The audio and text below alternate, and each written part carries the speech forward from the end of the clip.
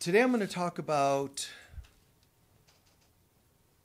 purpose versus the concept of preferences. And some people don't realize our purpose and preferences are related. And I'll explain why. We only have one purpose. We might think we have several, and that's one of our problems. So we have two major issues that I want to address here. First is that people actually think they have all kinds of purposes or functions on this planet. Just like we think we have relationships. There's only one of us here, the Sufis say. So you're never having a relationship with this person and then that one. And then it's pause for a little while. Then I have one with that one and then that one and so on. They're all us. They're all parts of ourselves. There are great masters that have understood this, cultures that have understood this. For example, if ever you do card readings, it can be the Druid Oracle cards, or the Osho cards, or Arthurian cards, whatever, okay? You're divvying out these cards, and you pick certain cards, you lay them out. Now, some people go, oh, I don't believe in that. It's funny because academic people would laugh at tarot cards, and yet psychology uses ink blots to help psychoanalyze you. I don't even understand how you can cover that up and not realize the tarot cards are just ink blots. Everything's an illusion, but they reflect things to us. So, that card that happened to be this and happened to be that. The difference is in psychology, they say, what do you see there? Well, that's what the intuitive or the psychic is doing. They're sharing what they see there. And that's what you're using them for. Okay. But one part that really helps deepen our experience with cards, if we use cards or have somebody use cards with us, whenever they've pulled the cards, the whole deck is me. Which card gets pulled up today is telling me what part of me that is up today. You're not telling me things that are not me. You're telling me things that are related to me. And some people, oh, I don't like that one card. And, oh, I really like that card. Whatever your reasoning, it's pretty. Or because it's masterful. Everybody wants to have that one, wow, the powerful card. Nobody wants to say, typically you don't want to say, hi, okay, I'm asking for God, Holy Spirit of God, during this reading, please bring up the Tower, the Death card, and, that's not what you're looking for. But they're all there. They're all in you. Every planet, every constellation. There's no, well, what's your astrology? Your astrology is telling where you're at now. Not forever, just where you're at now. But they're all in you. All the planets, all the signs, they're all there. The whole wheel of life, every star, everything is in us. And we like to pull things out and select and say, I'm doing a relationship with this person. There's no this person. They're all reflections of ourselves. That's, I think, one reason why I've never felt compelled to hate anyone I've ever had a relationship with. Like, I don't feel I'm not saying that I obsess on somebody from the past. Maybe I rarely even think about them. But if I do, I have only one purpose: forgiveness. An attitude of, am I feeling love with this person? If not, and you can feel love. But when you don't, you only have still one purpose, because love and forgiveness are connected. Forgiveness is an expression of love. So when I tune into a person, if someone comes to mind, I either feel love or the reparative of love, which is forgiveness. But it's all love. So I've never felt really compelled to, feel any yucky feelings towards somebody. Well, they did this and they did that. Who's the they we're talking about? Well, they rejected me. Who's the they? What part of me felt that I, in any way, had that vibe to be rejected in the first place? I mean, that's how it goes. Like, what in my frequency opened the door for that? And what amount of me thought that there was somebody else that held some sort of value of mine, that when they left, they took that from me? So it's a lot to ask, mind you, to feel this immunity to life, to relations, and whatever else it is. But that's our ultimate goal. Ultimately, we have one purpose, one function: love and forgiveness. When people say, what is my soul's purpose? I always say this: everybody has the same one, but you can have a preference to experience other versions of that. But everybody has just one. To manifest the love and presence of God. How you do it is what you call your soul's purpose. But your divine purpose is only one. Love and forgiveness, love and forgiveness. Love and then forgiveness when there isn't love. So it's really just two sides of the same coin. Love, love, love, love, love, love, love. Oops, forgiveness. Love. And back to love again. That's everybody's ultimate purpose. That's your purpose in this universe or on earth. When you're home, heaven, God, that's not needed anymore because you are back to just the love. You don't need the love/forgiveness, just the love. And we're just basking in that love. Very challenging for the human brain to comprehend that. But love and forgiveness while you're on earth. So you have one function. Now, people will say, what's my soul's purpose? That is simply how you will bring the presence of God to earth. But if you think your soul's purpose is, well, I'm supposed to be a clerk, that's a job or a vocation, an occupation. That should not be confused with your soul's purpose. The soul's purpose doesn't have a defined linear thing. It's more of a theme. I'm a teacher who helps people feel hope. That would be more like a theme than postal worker. A linear statement. There's a theme. So what is my purpose? To lecture. Well, no, that's a thing, not a theme. That's a thing, a defined thing. What's the theme? You know, it's clearly, it's manifesting the love and light of God. Great. And I do that whether I'm counseling, teaching, and so on. So all the many things I do are preferences that are in alignment with my ultimate purpose, which is also in alignment with our purpose. So if you really want to feel complete, fulfilled in this lifetime, make sure that you know your soul's ultimate God divine purpose, which is manifesting the presence of God.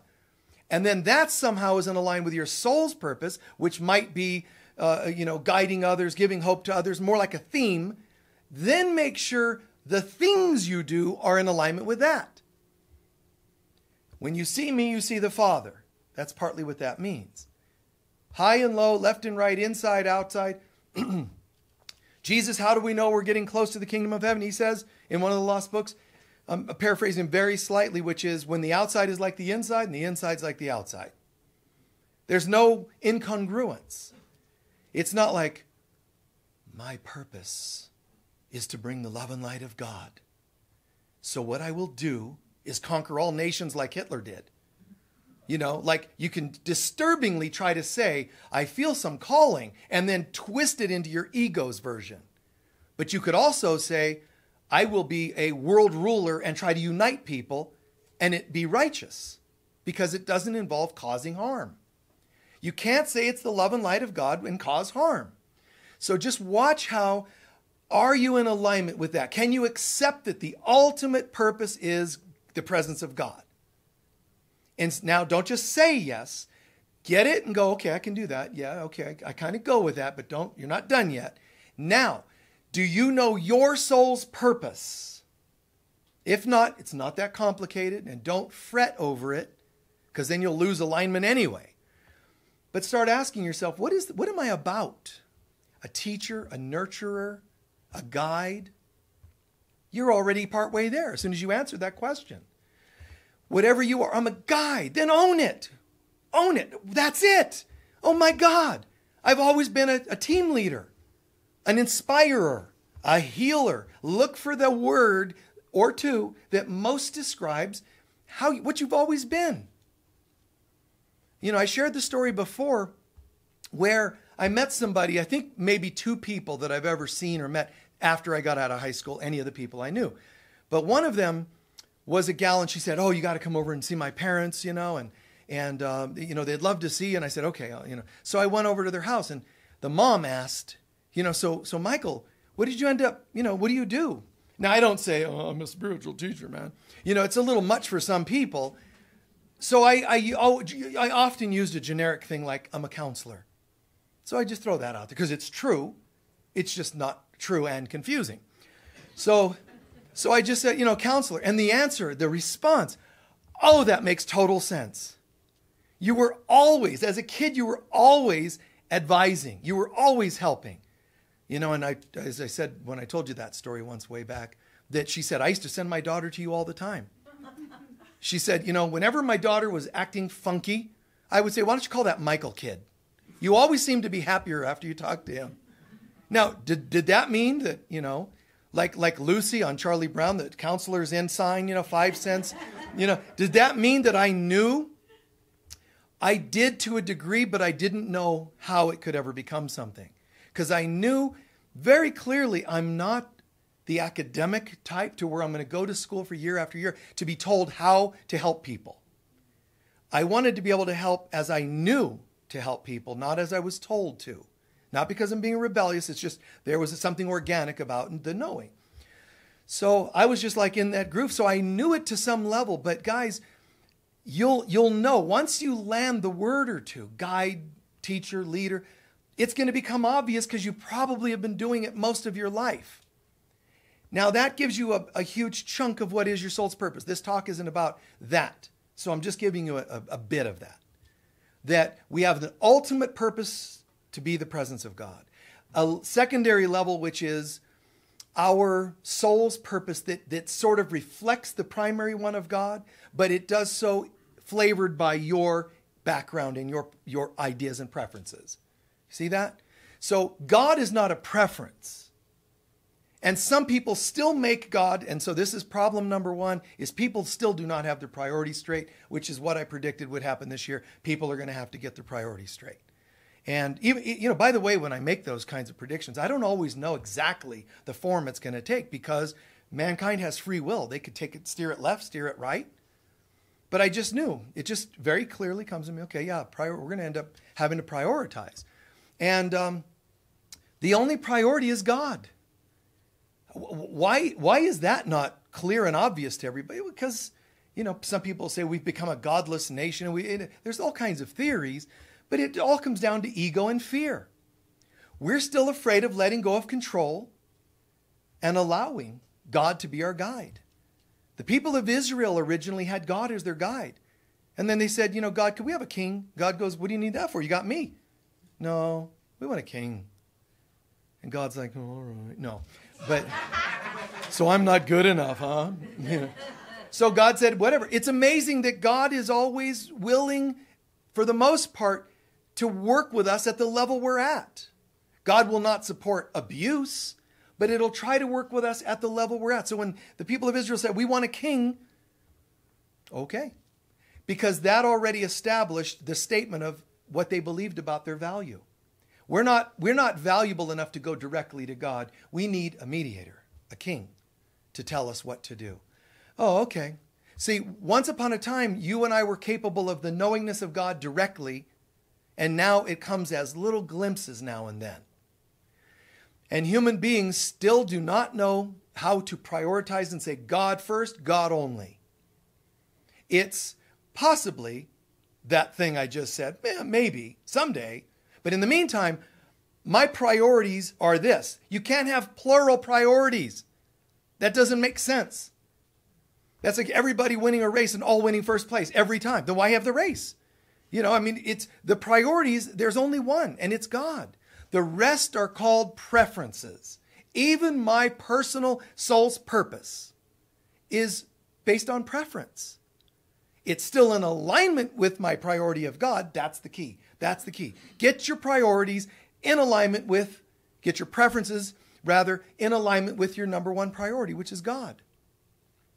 And then you're doing all right, because then you are able to then basically bridge between the absolute connection with God and still being on the earth plane. You say, God, what is my purpose? I want a new job. God's going to say, why, instead of a job, which implies the word work, why don't you also get an occupation that sort of, accesses your gifts, something you'd love doing? That's called your soul's purpose.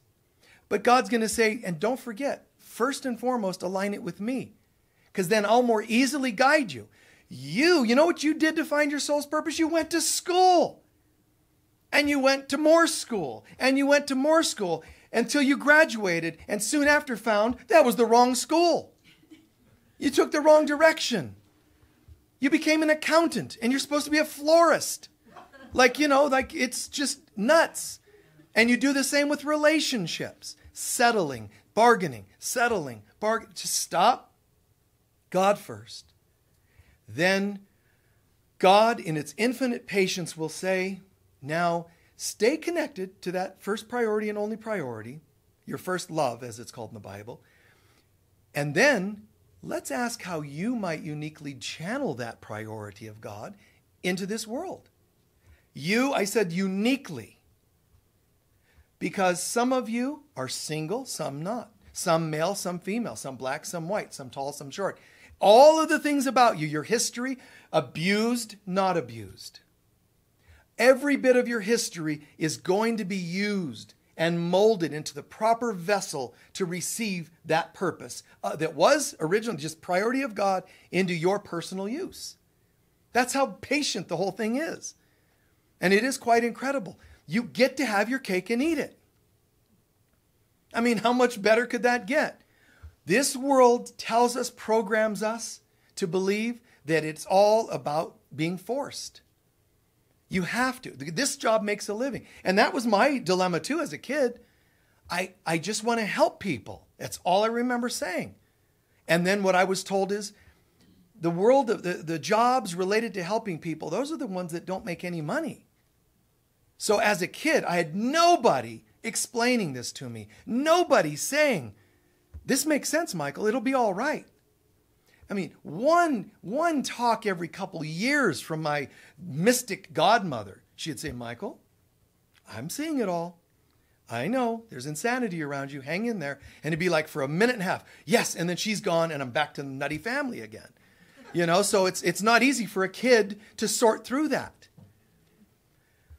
But somebody watching this program is there for kids like that now. There might not have been one for me, but now there can be one for others, so that we don't have to have it as hard for others as it was for me or perhaps you. A life coach for some of you to make a difference in people's lives.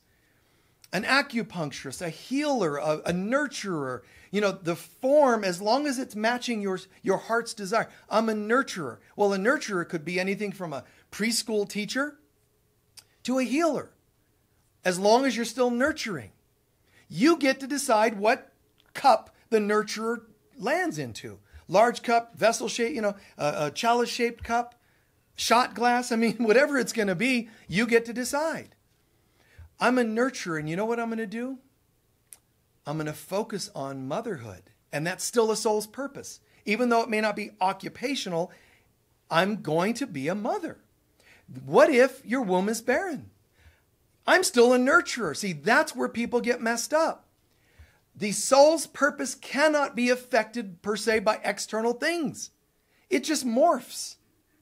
And if you're supposed to be a person that teaches, demonstrates to this world, like God, yes, connected. Now I come into this world.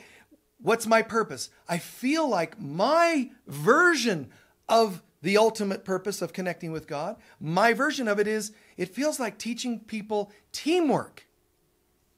And so I feel like I'm playing football or basketball or, soccer or whatever.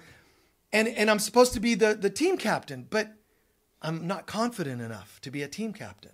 They bring it up and I'm like, no. See? And that something happened in my life that made me not do it. That means I'm not living my soul's purpose yet, because I've already said, in this example, my soul's purpose would have been teaching teamwork.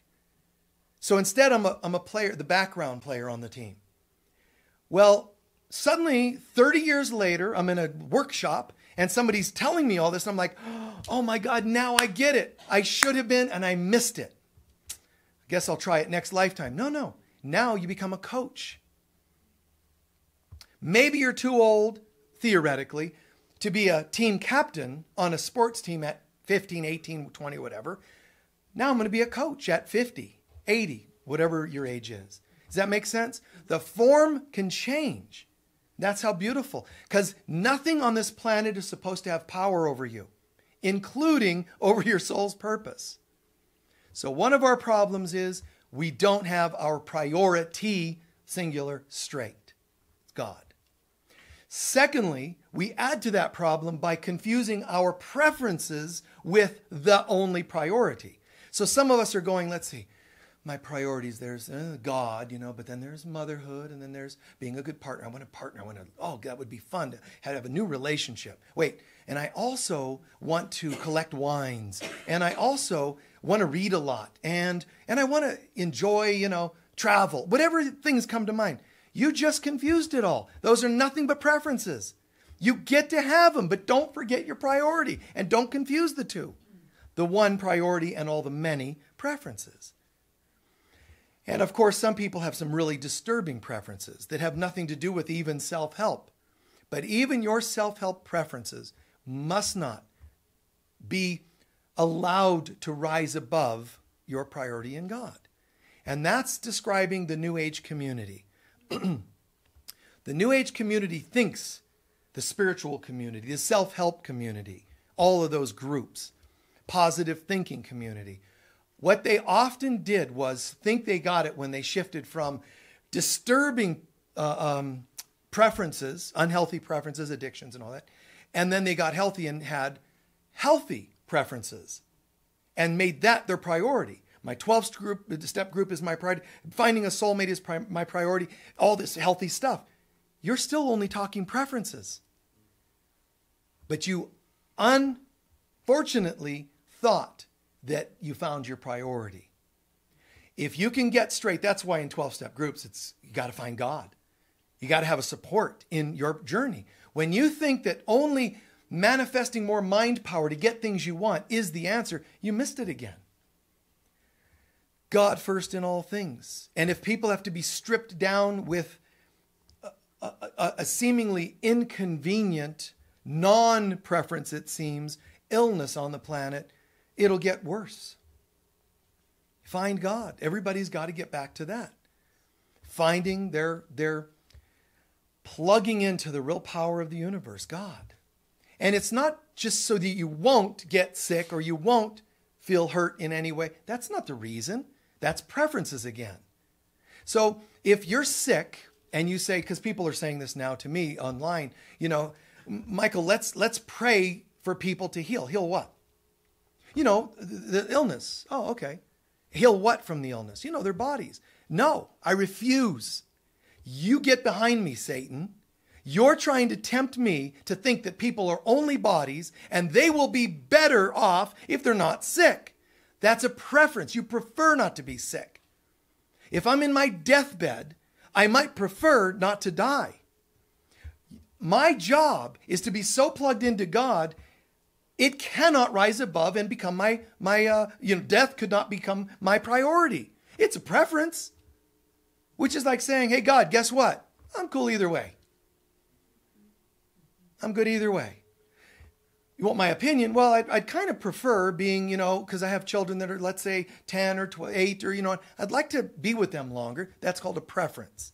Make it your priority and your ego will use it against you. Anything you get attached to is your unfortunate use of making what was a priority, you're forgetting that, and making preferences into priority. Just know the difference.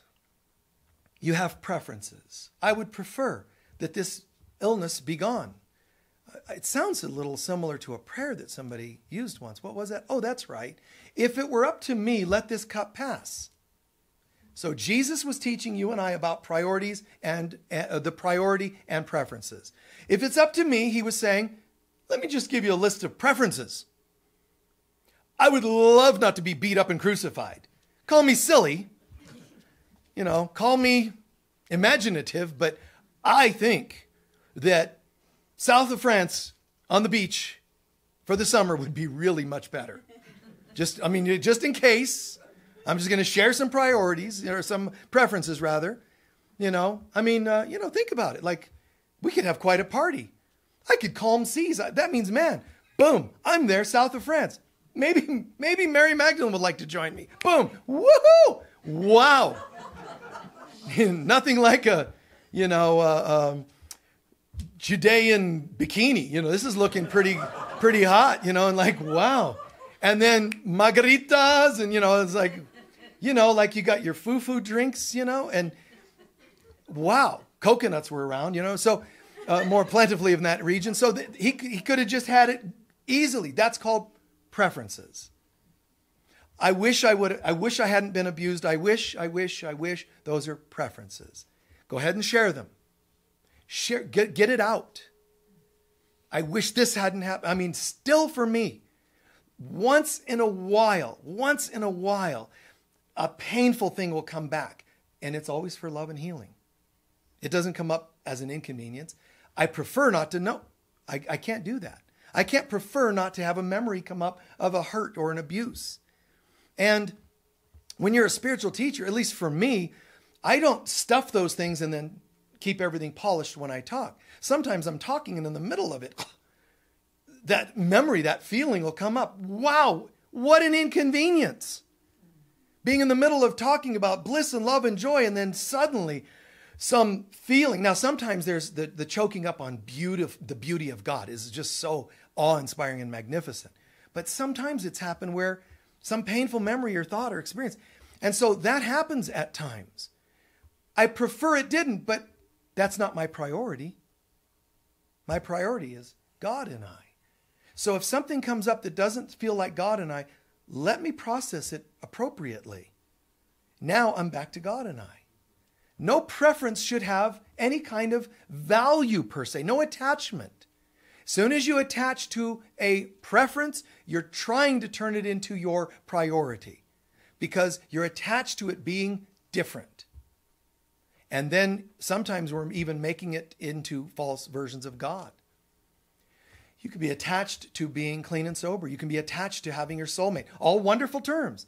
Soulmate, wow. Recovery, wow. All these are great concepts. You can even be attached to finding your soul's purpose.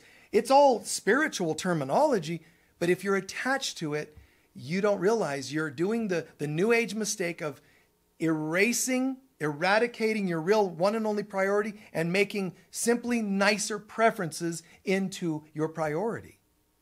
It's supposed to be the other way around. God, then my healthy preferences, and saying goodbye to unhealthy preferences. In this order, going this way. We're trying to do it the other way. We're trying to live with and keep our unhealthy preferences. Then at best we become spiritual, so now we have nicer, healthier preferences. But we still don't talk about God. We're still not plugged in. It's harder to go this way than it is to go this way. But this world's going to tell you it's harder to go this way. Because that's invisible, that God piece. Leave that out. Let's just work on making you a better person. And then you'll get into some group that's going to have you doing affirmations. I am wonderful. I am healthy and glorious and prosperous. You mean that's your preference? No, that's my goal. My number one goal is to be healthy and prosperous. Oh, I'm sorry for you. What do you mean? You're offending my spiritual beliefs. You offended your spiritual beliefs when you left God out of them. When you tried to polish badges to wear. Look at me. My goal is healthy and prosperous. So be careful. You're tempting yourself to become a limited being again. Even when you say, oh, dear Jesus, please help the plague of the earth or the economy or whatever, the issue is at the time. You're still talking about symptoms. You're saying, God, I want you to leave perfection, come down and join in my evaluation with what I think is wrong with the world and fix it based on what I think it needs. And if you don't, I'm going to say, no wonder nobody believes in you. You're going to throw, and don't worry, you're not going to get, lightning struck from that. It's okay to be honest about it because God's saying, why don't you bring it all to me and see it through my eyes instead of asking me to come to you and see it through your eyes? Do you see the absolute reversal of that? That is what you could say is true blasphemy. Because the term, I don't mean it like sinful blasphemy. I mean it in you're actually using the Lord's name in vain. You're in a vain way, a worthless vanity. That's what I mean by vanity. In a worthless form, you're trying to make God perform to your needs. And it's in vain because God will not. And that's why this world gets away with the ego in us saying, see, you can't always count on God. So what you need is social distancing. That's in the illusion, that's what we think we need. So do it, because part of us believes that. But in reality, no laws of this world can fix anything. They're just made up. They make stuff up. And well, but on scientific evidence, what's science? Science is an illusion as well. Science is the hired liar to support everything else. I've explained that before, man. Government, science, religion, those are the unholy trinity that run this planet. But let me be nicer. So they support each other in godlessness. Now you say, well, no, not religion. Yes, religion too. Because if you stand up in your religion and say, I'm hearing God's voice, their first response is to think you're nuts. They're not saying, well, that's what we're all supposed to be doing in our religion. When you stand, if you're in the Judean tradition and you say, I'm the Messiah, no, crucify him. When you say in the pagan tradition, I believe in the oneness in the name of Christ, don't use Christ around our groups. Whatever you're trying to, Buddhism, or all of them have a little petty specialness involved. They all have little games and agendas. And that's fine, because when people are messed up, they need somebody that at least seems to be organizing things. But at the end of the day, they don't supply you with the only thing you think you really need, which is God. We believe we separated. We therefore need to believe that we're back. We never really left. We've never stopped becoming divine beings. But play the game. Jesus very clearly in A Course in Miracles tells us, do not try to pretend that what you think you see isn't happening, because you'll hurt yourself. He's actually telling you, instead of going, oh, that's what I'm going to do. I'm going to be so spiritual that I'm going to deny that anything is actually happening. He's warning you of the effects of that, because you'll go insane, because part of your brain already truly, totally, thoroughly believes in what it's seeing. When you deny it, your brain's going to start short-circuiting. So respect the illusion. In the back of your mind, just know this has no real power. Seems to. So if you've got congested lungs, take a decongestant or whatever you feel you need to help break that up. But don't forget to ask for the mental correction, which is called forgiveness. Whatever got me to this place, let me just own that something in my thoughts brought this on, and I now forgive myself. And so it is. Then, with your decongestant or whatever you do, it won't matter. That's hard, because your ego is going to tell you, no, you either have to prove you believe in one or the other. It doesn't want you to be at peace, where you say, internally I get it, and externally I'm getting it. Because now I'm okay. I'm at peace. It's okay to have a job to pay your bills instead of trying to tell the power companies you don't need it anymore. It's money, it's an illusion. Just keep giving me power in my house. They should say, well, you're right, it's an illusion. So we'll shut it off and you won't notice. They should test you on your spiritual conviction. Be careful. Don't push yourself to a point of harm. Play the game. And walk the gentle, balanced path in between, which is, I know the truth, but I respect the illusion. Notice in both of those, I'm okay. I didn't say know the truth, but you better get over the illusion. That's called tension. I will know the truth. That feels kind of good. And I'm allowed to respect the illusion. Go ahead and play the game. It's all right. But I don't want to believe this. I know you prefer that we didn't totally believe in the illusions anymore. Guess what? Not only will that day come, it has already come, and people just don't realize it yet. All we're doing is living the dream, the nightmare of what we once wondered could happen.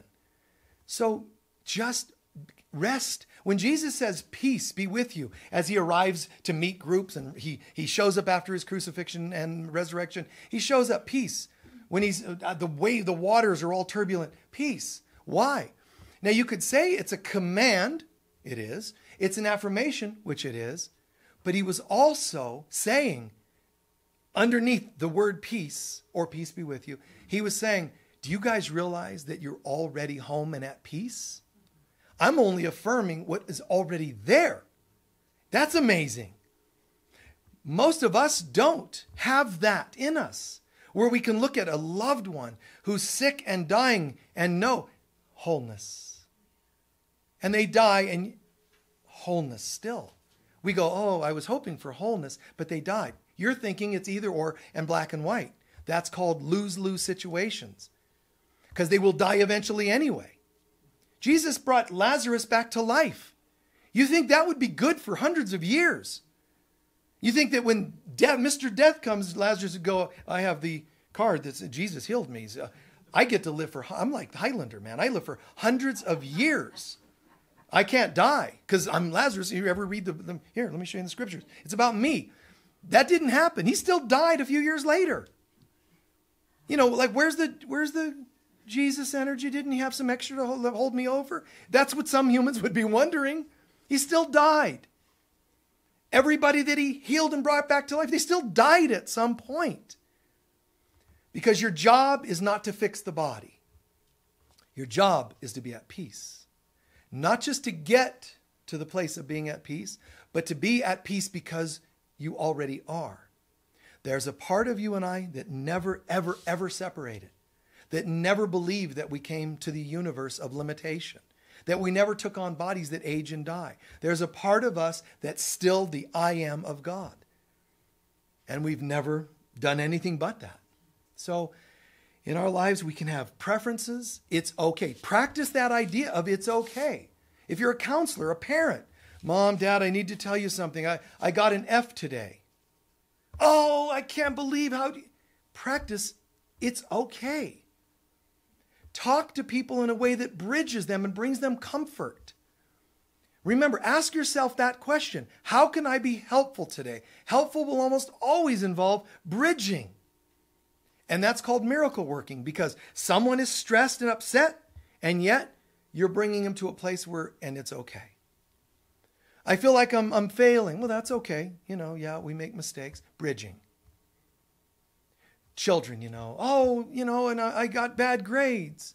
That's okay, So that's cool. Let's sort that out and let's talk about it later. Do you want better grades? What do you want to do that? Not you have to get better grades. So whatever the situation, someone's sick, someone loses their job, stuff happens.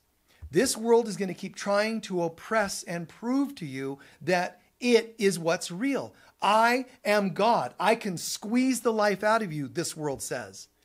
I can make you happy and I can make you sad. The Lord giveth and the Lord taketh away. That's a complete lie. That's the Lord of this world that gives you for a moment and takes it away and leaves you in fear because you never know which one's coming next.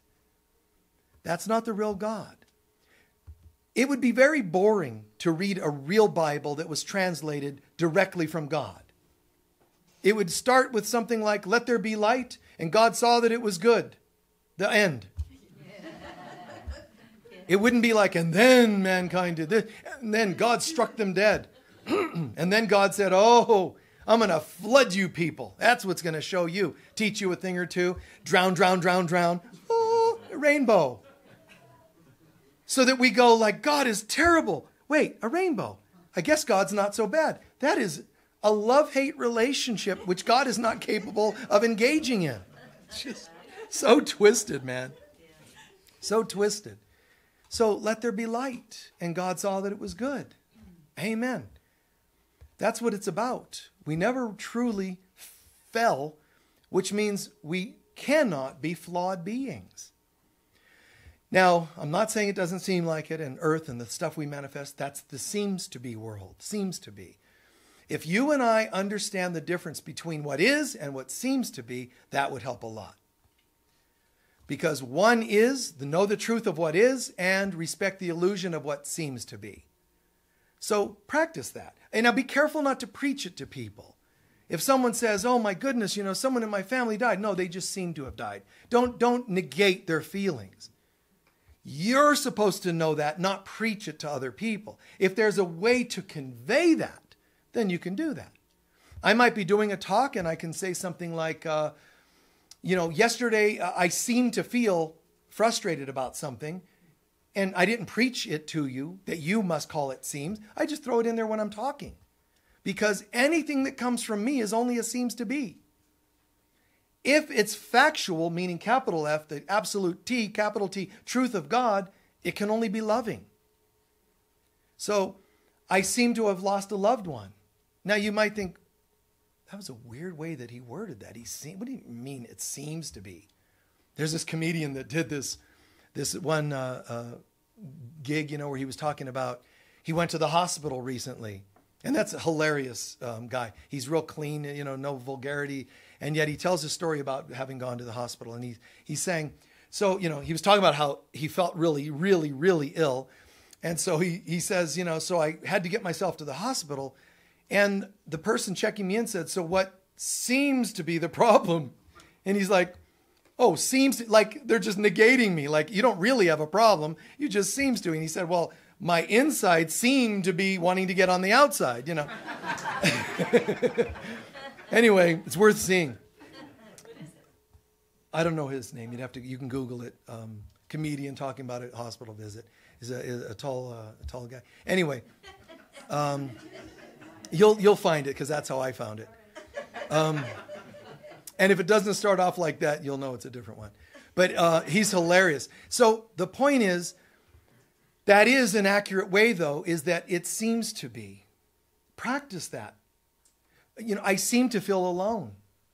I'm telling you, you're not alone, but you do. I totally support you in saying you seem to be, or you can use the word feel. I feel alone. Don't say you are.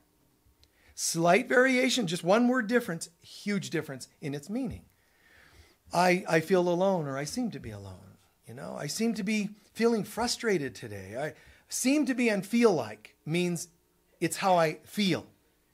You're then stating, but I'm not holding this as fact because I don't know for sure. And that little I don't know means I'm open to a higher interpretation. I feel alone. I seem, I feel like I was rejected. Even when you tell people things and when you write letters to people, don't tell them about them. Tell them about you. I'm feeling frustrated. So you say something like, you frustrate me. That's offensive. They can only now defend or shut down. When you say, I'm feeling such and such, if you say, I'm feeling frustrated, they can't say, no, you're not. And if they do, end the conversation. Because it doesn't make any sense. I'm feeling kind of sad. So-and-so passed away. It's an illusion. You don't feel sad. Okay. Well, I'm also not feeling angry right now. I'm also not feeling like I want to walk out of the room. Maybe slap you first, but walk out of the room. So that's how that all rolls, guys. Just come back to, understanding. The real me can't feel those things. But humans mix the words as though it doesn't matter, and it does matter. One, you're stating it like it's fact, truth, and the other one, you're simply saying it's how it seems to be. You're allowing something else to come in when you say it just seems to be. So you're cleaning up this idea of preferences, getting it cleaned up. My preferences are not to be my God. My unhealthy preferences need to become healthier preferences.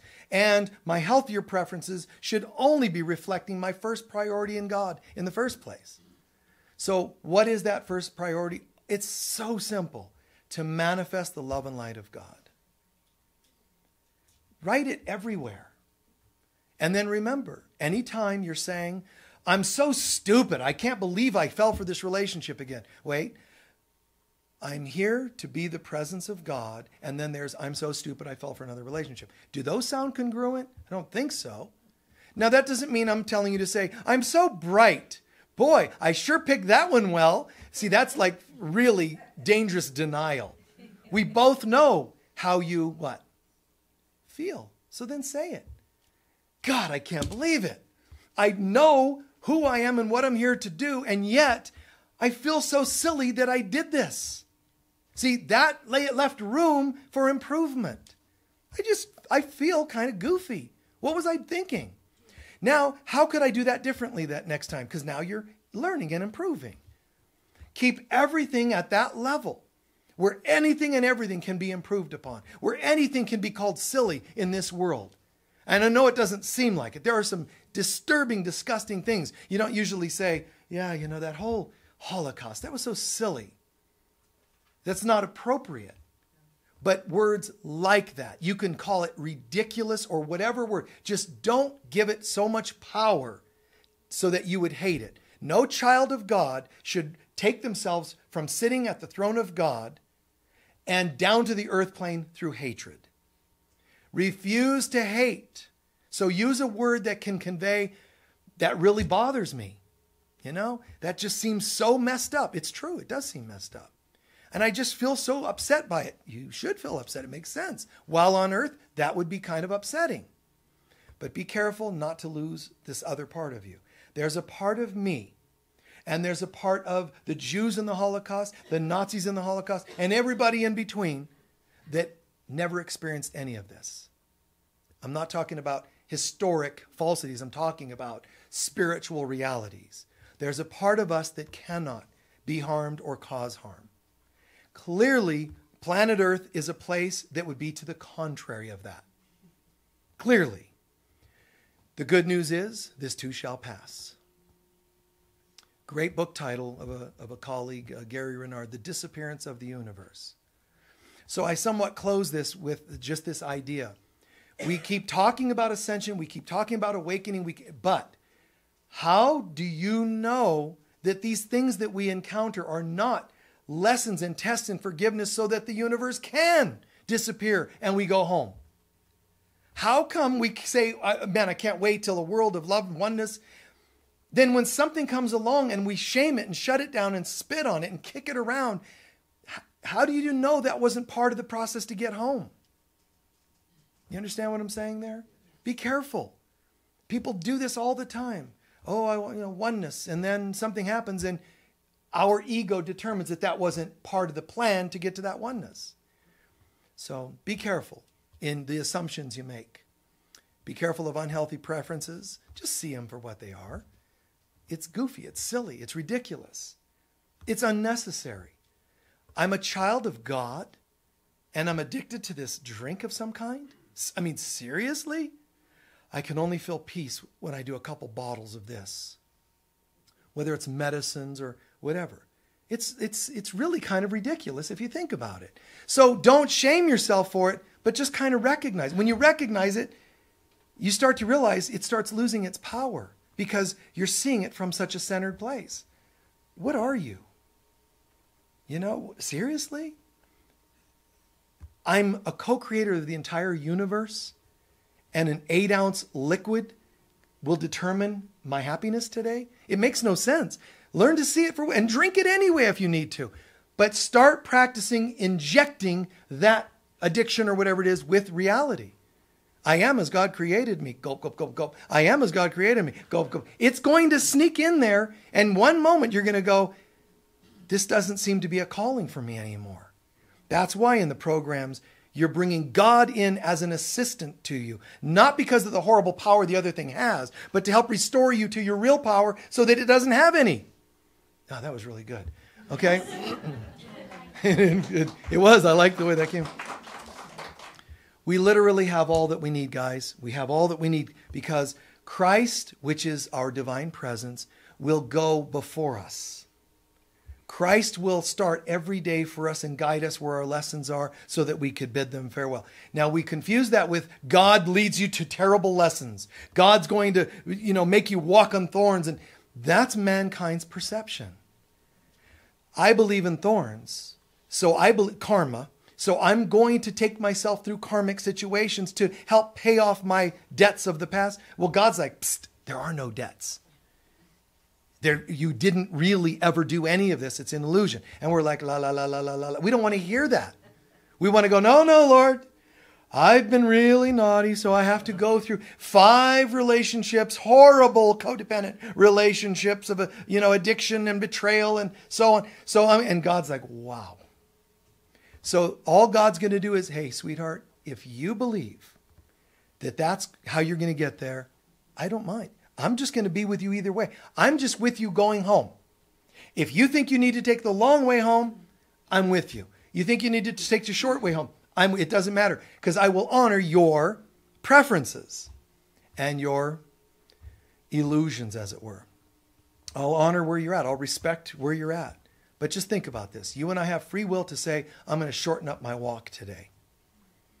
Okay? With that, let's take a few centering breaths.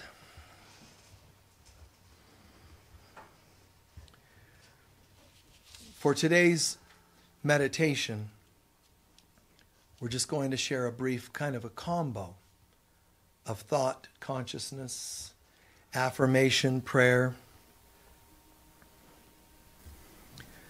Our only intention now is to know our real purpose, which is what? Our oneness with God, and to express that presence.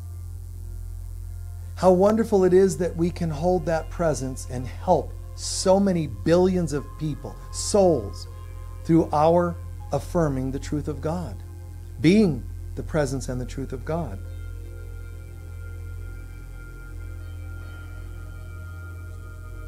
As we walk in the truth of God and the presence of God, it's called walking in a state of grace. And walking in a state of grace means no karma, no thorns, and whatever ones seem to be there, we just walk through them with a different attitude. You'll walk through a surgery with a different attitude. You'll walk through a divorce with a different attitude. You'll walk through challenges in this world. This world will constantly try to challenge. But this world is nothing but a reflector. So it's also reflecting the test you've passed. So allow yourself to realize, I deserve a lot of really good things. Challenges have no power over me, and gifts I get to accept. I don't get attached to them, but I accept them. So just in this moment, we are prayerfully accepting, knowing that we are literally having this consciousness that is the Christ awakening within us. Whatever the world may think it's going through, the Christ that I am is being born in me here and now. How do I know that? Because it is the promise of God. The number one promise of God, when we thought we could separate, was that we would come home. And the rules to that coming home are determined by something called choice and free will. I used free will to believe I could separate, and I'm using that same free will to come home. So in this moment, I'm visualizing my heart and soul opening, and it feels like wings popping out of my back and expanding and shining, holding me up. The wings are symbolic of my being light above the rules and laws of this world. And I'm visualizing that all humanity is joining me in this awakening. Christ that I am goes before me. It walks beside me. It's within me. It's above me. Christ behind. Christ within, Christ without. Christ in all my relationships. I am the holy presence of God, which is also known as the Christ. Where I walk, Christ goes with me.